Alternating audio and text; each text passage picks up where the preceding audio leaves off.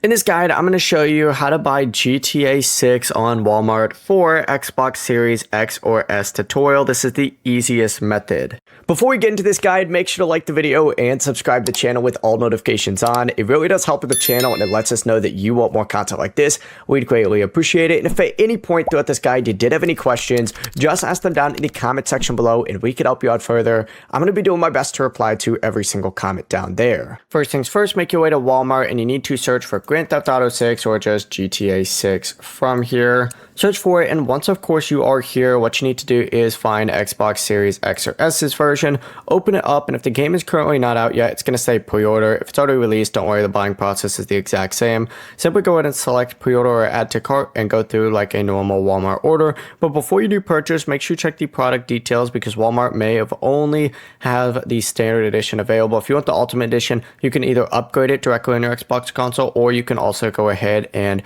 just download the ultimate edition from your console as well. Also check whether it includes a disc. Honestly, none of them should have a disc anymore, but it's always worth checking because most of these are just going to come with the code now that you enter in on your device. Once of course you go ahead and get it, which would be delivered on the 12th, and then of course you'll be playable by the 19th. The process is that simple. Before you leave this guide, make sure to like the video and subscribe to the channel with all notifications on. It really does help the channel and it lets us know that you want more content like this. We'd greatly appreciate it. And if at any point throughout this guide you did have any questions, once again, ask them down in the comment section below and we can help you out further. I'm going to be doing my best to reply to every single comment down there. Have a great rest of your day though.